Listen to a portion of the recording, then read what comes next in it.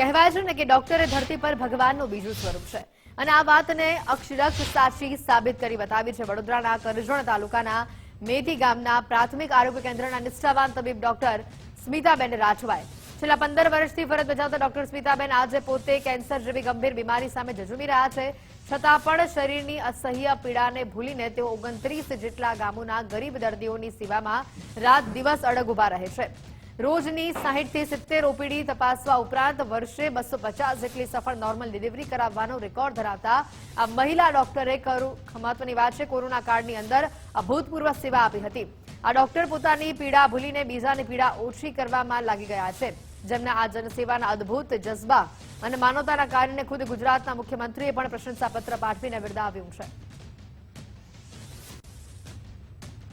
આ મેથી પીએસસીમાં છેલ્લા 15 વર્ષથી ફરજ બજાવું છું અને કેન્સરની ગંભીર બીમારી છે અને મને સૌ પ્રથમ છાતીનું કેન્સર હતું જેનું ઓપરેશન થયા બાદ શરીરના અલગ અલગ ભાગમાં પણ મને કેન્સર ફેલાયેલું છે જેની દવા મારી નિયમિત ચાલે છે કીમોથેરાપી રેડિયોથેરાપીની સારવાર લીધેલી છે હાલમાં પણ મારી ઓરલ કીમોથેરાપીની સારવાર ચાલે છે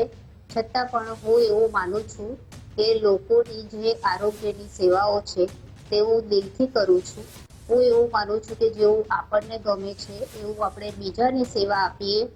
એ જ આપણી સાચી ભાવના હોવી જોઈએ મારી આ બીમારીના કારણે મેં ક્યારેય અહીંયા લોકોની આરોગ્યની સેવાઓમાં કોઈ અસર પડવા દીધી નથી અમારા પીએસસી ની અંદર જે વર્ષોથી સ્મિતાબેન રાઠવા તરીકે એમબીબીએસ ડોક્ટર છે એ સારામાં સારી સેવા બજાવે છે અને આજુબાજુના જે ગામના લોકો આવે છે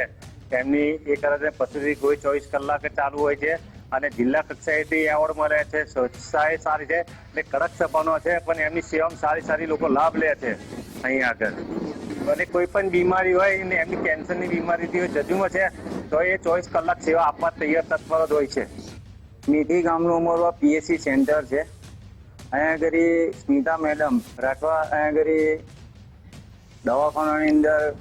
મેન ડોક્ટર તરીકેની પોતે સેવા આપી રહ્યા છે છેલ્લા 15 થી 20 વર્ષથી પોતે અહીં સેવા આપી રહ્યા છે અહીં એ આયા તે સુધીના જુઓ તો નાની બિલ્ડિંગ હતી એ નાની બિલ્ડિંગમાંથી આ મોટી બિલ્ડિંગ કરી અને આખા દવાખાનાનો એટલો બધો વિકાસ કર્યો અહીંયા આગળ 24 કલાક પ્રસૂતિ ગૃહ સારવાર માટેની સેવા સતત સેવાની અંદર જોડાયેલા છે એમ કહેવાય છે કે ડોક્ટર એ ભગવાનનો અવતાર છે તો આજે આ સ્મિતા મેડમને આપણે જોઈએ કે આવી પરિસ્થિતિની અંદર પણ હોય 29 ગામના જેટલા બધા છે એ બધા જ અહીંયા સારવાર લેવા માટે આવે છે